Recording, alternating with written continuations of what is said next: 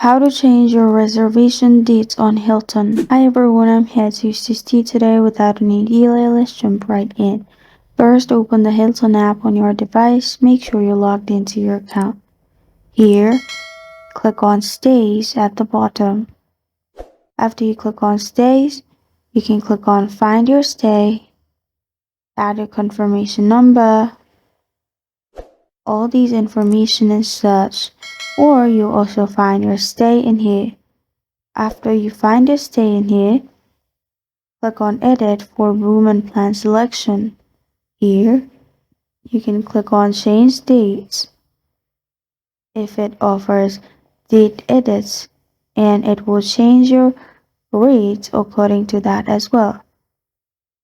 After you do that, you can simply press on Save and confirm the new dates show in your stay. And after you do that, you're good to go.